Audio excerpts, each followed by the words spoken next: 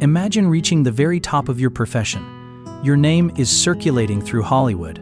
You've just appeared in a major martial arts film alongside Jackie Chan, the most famous action star on the planet. Producers recognize your face.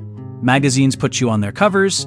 Every door you ever dreamed of is suddenly wide open. And then, without scandal, without injury, without failure, you walk away. Not because you had to, because you chose to. This is the story of Keith Vitali, a world-class karate champion who stepped away from fame at the moment most people would sacrifice everything to keep it. And what makes his story truly remarkable isn't the success he left behind. It's why he left it. Keith Vitali's journey begins far from movie sets and championship arenas. He was born on December 24, 1951, and started first grade at just 5 years old in Rome, Italy. When his family returned to the United States, he entered third grade at age 7 in Columbia, South Carolina. That age gap mattered. Keith was smaller than everyone else, younger, less developed. While other kids bonded easily, he struggled to fit in. He didn't feel like he belonged, and for many children, that kind of isolation can crush confidence. For Keith, it lit a fire. With few friends and no real place socially, he gravitated towards something simple and honest: running. Just movement, just effort, just endurance. Running didn't care how old you were or how big you looked. It only rewarded determination. And Keith ran. A lot. That discipline carried him through high school and earned him a track scholarship to a college in Charleston, South Carolina. By any standard, he'd already won. Free education, athletic recognition, a clear path forward, but destiny had different plans. In the summer of 1971, while visiting the University of South Carolina, a friend invited Keith to observe a class taught by a martial arts instructor named John Rower. Keith stepped into the dojo and watched a taekwondo class in progress. And something happened. He couldn't explain it logically, but he felt it instantly. This wasn't just interesting. This wasn't curiosity. This was purpose. Watching those students move, controlled, powerful, disciplined, Keith knew he had found what he was meant to do. That same day, he went home and made a decision that shocked everyone around him. He called his track coach and told him he was giving up his scholarship. He transferred to the University of South Carolina to pursue martial arts instead. It sounded reckless.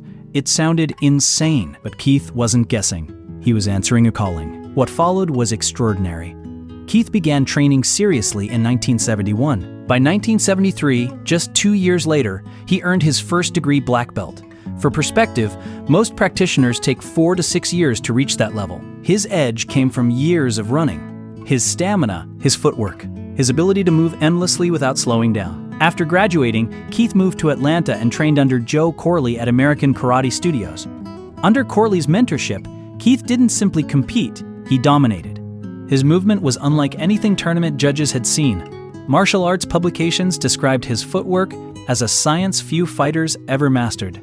His sidekick was brutal, his back fist lightning fast. Opponents feared him.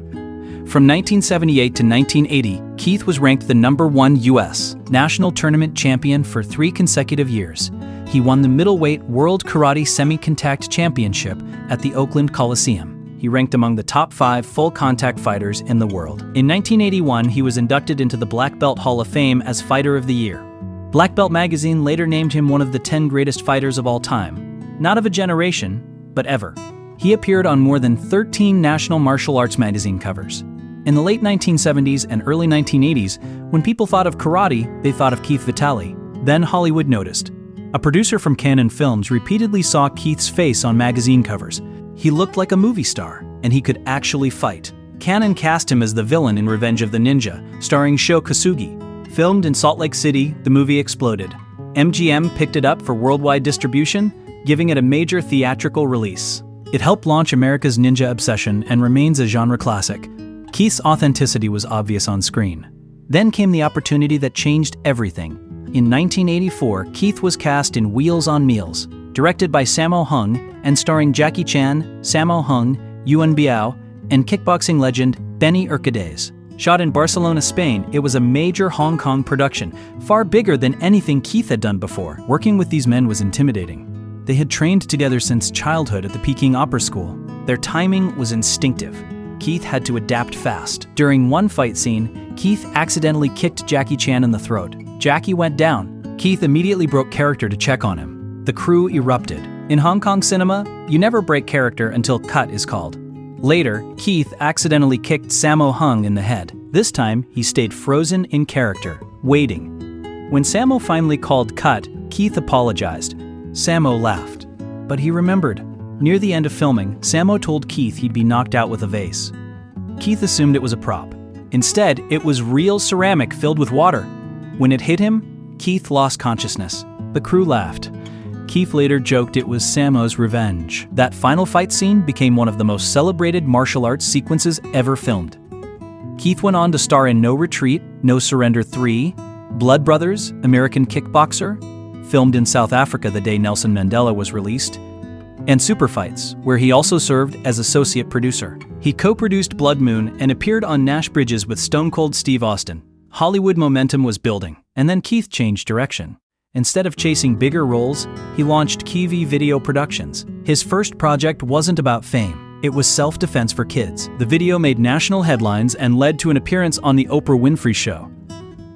Keith wrote Bully-Proof Your Child, co-authored Victor Stops the School Bully with his grandson, and dedicated himself to child safety education. He continued teaching, writing instructional books used by universities, mentoring stunt performers, and later launching the Sidekicks podcast. When Keith retired from competition, fellow champion Mike Guarnieri said, "When you left, the bottom fell out." Keith didn't walk away from success. He redefined it. He chose purpose over applause, impact over attention. And in doing so, he found a victory far greater than fame.